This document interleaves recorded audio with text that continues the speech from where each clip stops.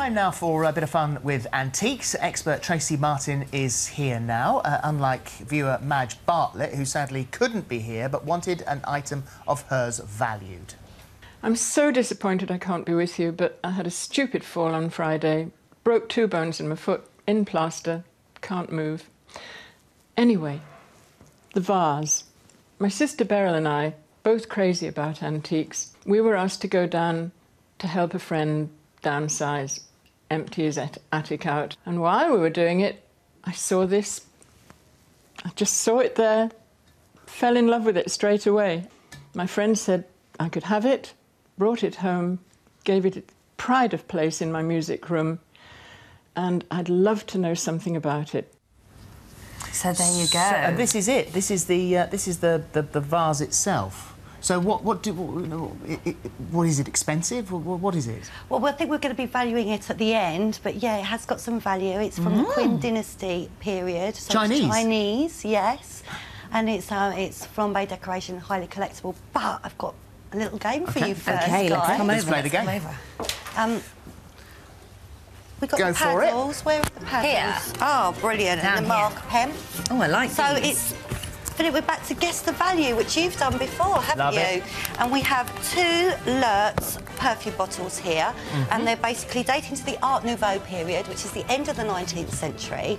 My friend actually picked these up at a car boot sale and didn't pay a great deal of money for them. So what do you think they are worth? Well, I have to, just before I start, I have no idea about this sort of stuff whatsoever. And I did ask this morning if I could have a ballpark figure, and no, I didn't take the option. So this is purely off the top of my head, and I don't know. That's the way we like it. OK, so are you ready? what have you put, Holly? Come on. I have put £650. I said 800 for the pair. You won for a change. You're the closest, Philip. They're £1,500.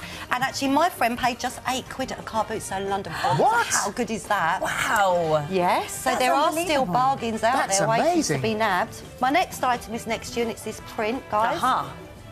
Now, probably a lot of the viewers will recognise these. They date to the 1950s, and they hang on every wall during the 1950s. They're by an artist called Vladimir Trechnikov. Yeah.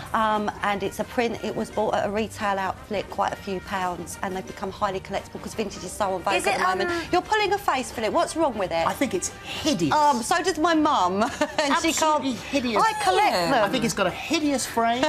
It's a hideous colour. It's the sort of thing you see in 1970s sitcoms. Exactly. Oh, but I quite like that. See, well, there you go. Trendy, She's obviously vintage, on eating vogue. something that doesn't agree with her.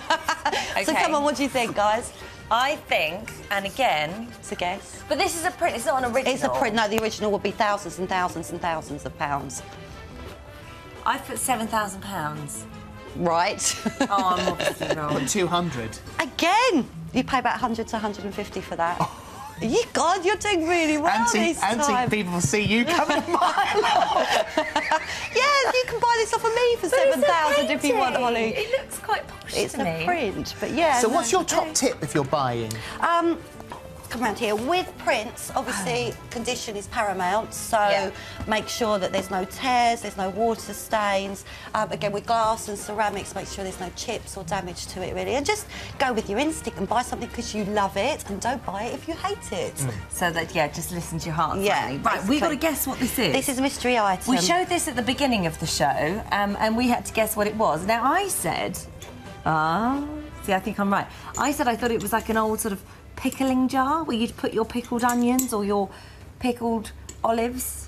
And then you good. pick it up and you drain the bits out. Well, it's not tea bags because it's too old for a tea bag strainer. I believe they wouldn't have had tea bags then. Or when you go to the hairdressers and you put your combs in, the old Barbicide. Oh, it looks a bit like one of those, and then you pull them out and it cleans things. Or, if you like to take that a step further, like How many at the guesses dentist. are you going to have? At the dentist, when you put your false teeth in there, or things that need to be cleaned in a bit of fluid.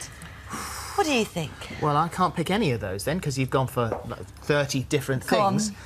So I'll say a fruit strainer, something for straining fruit or something like and that. I can give you the answer now, Yeah. can Yeah. I? Yeah. You're both pretty close, actually. It is for food. It's actually for drinks and omelettes, and it's a beta whisk. And it dates the 1930s. And what you would do is you would put, say, for instance, nutmeg. You put your nutmeg in the bottom and you'd beat your nutmeg down so the bits came through and go into your hot drink that you'd have at night. And omelettes and all sorts of things like that. Also, it's just a nutmeg grinder. It's a beater whisk, so you can beat things and then the little bits come up from the bottom and then you whisk it. So, Colleen, did anyone get it right in the hub? Well, actually, loads of people thought it was for whisking. Donna Johnson in Sussex says she thought it was an early method for beating egg whites, where you put the egg whites in the glass tube, then aerate the egg whites by plunging up and down. So not far. And Julie Ramsbottom said she thought the item was meringue frothy upper, because her mum used to have a plastic one very similar when she was a kid. So loads of people thinking it's the whisk. Oh, meringue frothy upper. The egg one, that's right, you could do that. The aerating the eggs in there as well. You could still put your pickled onions in You there. could. Or your combs. I like the cone thing, Yeah. actually. The old Barb's there. Right, what do we get? These aren't antiques, No, are they? this is my top tip future collectibles. These are fantastic. They're by a lady called Helen Rochford, and she makes them in Britain, so they're all British made. Smell this one, guys, and this... Smell my handbag. This one, Philip. Smell the handbag. That Oh, it smells does smell of chocolate. Smell the actual lollipops. the picture. Smell the picture. Like a lolly. Yeah, it's lolly. like scratch and lolly. sniff.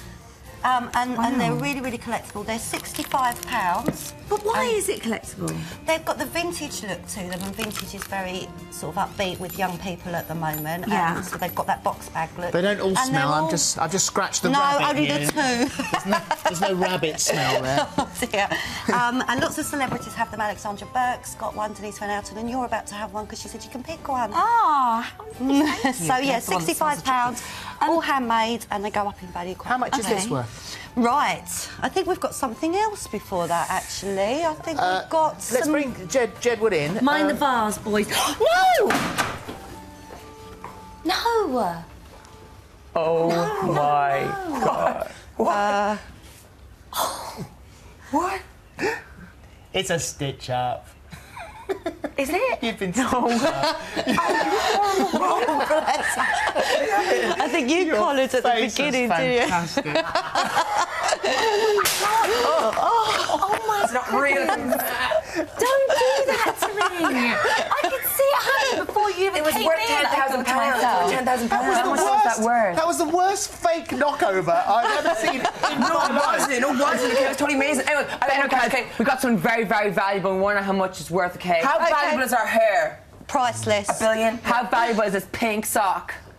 Right, let's have a... Have you And it was worn worn by me. Oh, I don't know, I want to touch Why is it. there just one? It's worn by Holly. Does that count in the sort I of don't top know how- memorabilia? Yeah, it could do. Some smell. Jedward fan might be prepared to pay £100 to £200 for that.